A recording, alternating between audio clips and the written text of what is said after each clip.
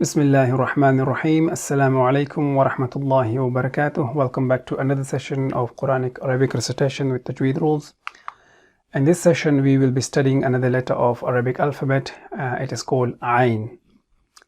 It is pronounced as Ain, and the sound is A. It's the second part of A.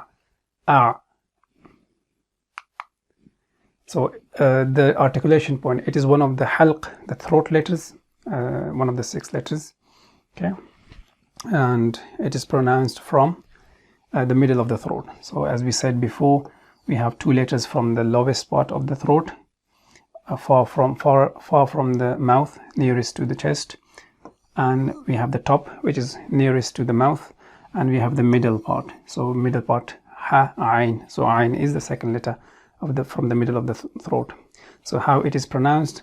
So you see the muscle of the throat should be tightened, okay, as the muscle of the throat is tightened here, cause the passage to become constricted. So it's tightened, then the passage is constricted and resulting in a squeezed sound. Ain, okay. That's the articulation point, okay.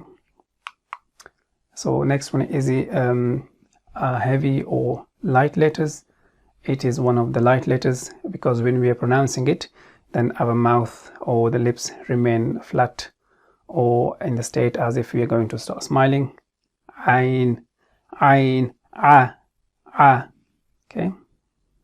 It is difficult for someone who hasn't used those muscles, throat muscles at all. For example, if you speak English, so we don't have equivalent in English, so it will be a difficult one, but with practice you will learn it.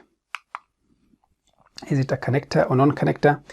It is one of the connecting letters, one of the connectors, because if you see its connecting forms, it has, if it comes in the beginning of a word, then its connecting forms allow us to connect other letters with it after it. And if it comes in the middle of a word, then you connect other letters with it before or after it. And if it comes at the end of a word, then you can connect other letters with it before it, okay. So that's it fulfills the condition of a connector. So how to write it, let me explain that. So it has 2 parts, the top and the bottom, the head and the tail. The head is written above the line, okay, and the tail is written below, okay. The head is written above the line and the tail is written below. If you've noticed, the head is written like C, small c, and if you see the tail is written like a big C. So it's kind of connecting 2 C's, top and bottom, and different size, okay. That's C, but if you see in the other forms, then you'll see differently. In the beginning it looks like this, okay, but it remains on the top, on the line. In this case, the top remain on the line and the bottom below the line. But if it comes in the beginning, then it remains on the line, rests on the line. If it is in the middle, then it looks like this, okay.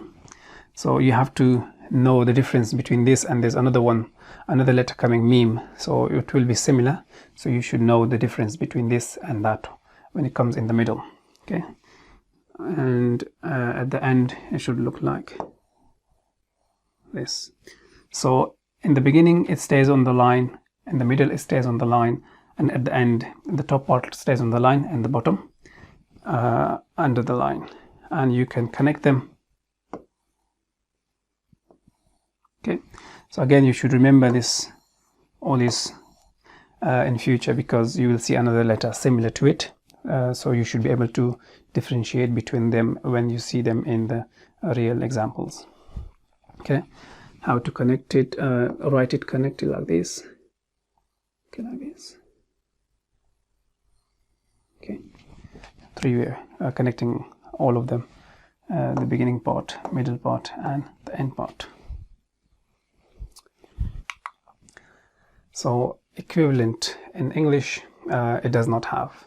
So we do not have equivalent sound for it, or a letter for it in English. For transliteration purposes, we will be using this inverted comma sign, but I'll call it ayn sign, so make it easy for you. This is ayn sign. You will see another sign which is similar to it. So you should, if you are using transliteration a lot, then you should know the difference between this sign and that one. Okay, so this is ayn sign. So this is the end of this session. We will see you in next session, inshallah. Until then, assalamu alaikum wa rahmatullahi wa barakatuh.